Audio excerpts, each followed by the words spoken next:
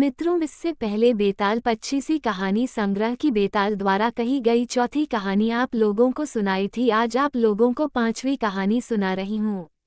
पहले की कहानियों का लिंक डिस्क्रिप्शन में दिया गया है, वहां से आप पहले की कहानी देख सुन सकते हैं। बेताल की 5वीं कहानी को अंत तक जरूर सुनिएगा। बहुत समय पहले की बात है, उज्जैन में महाबल नाम का एक राजा राज करता था। उसके दूत का नाम हरिदास था। उस दूत की महादेवी नाम की बड़ी ही रूपवती बेटी थी।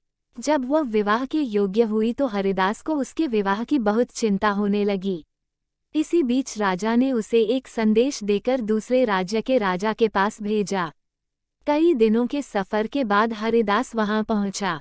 राजा ने उसकी बड़ी अच्छी तरह से खातिरदारी की। एक दिन एक ब्राह्मण हरिदास के पास आया। बोला, तुम अपनी लड़की मुझे दे दो। हरिदास ने कहा, मैं अपनी लड़की उसे दूंगा जो सर्वगुण संपन्न हो।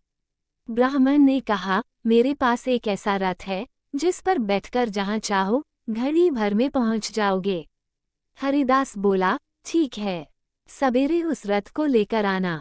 अगले दिन ब्राह्मण रथ लेकर आया और दोनों रथ पर बैठकर उज्जैन आ पहुंचे। दैवयोग से उससे पहले हरिदास का लड़का अपनी बहन को किसी दूसरे को और हरिदास की स्त्री अपनी लड़की को किसी तीसरे को देने का वादा कर चुकी थी। इस तरह 3 वर इकट्ठे हो गए।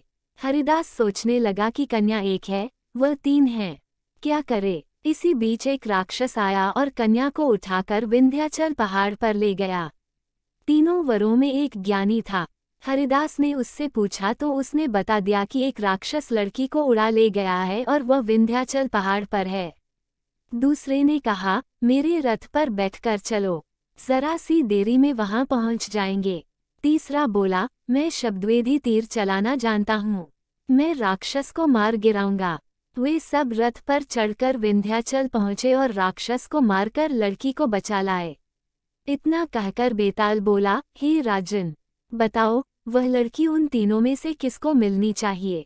विक्रम ने कहा, जिसने राक्षस को मारा उसको मिलनी चाहिए, क्योंकि असली वीरता तो उसी ने दिखाई।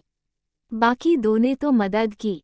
राजा का इतना कहना था कि बेताल फिर पेड़ पर जा लटका और राजा फिर उसे लेकर आया तो रास्ते में बेताल ने छठी कहानी सुनाई। मित्रों, अब छठी कहानी अगले भाग में। अब मिलते हैं अगली कहानी में। अगर कहानी पसंद आए तो चैनल को सब्सक्राइब जरूर कर दीजिएगा। तब तक के लिए नमस्कार।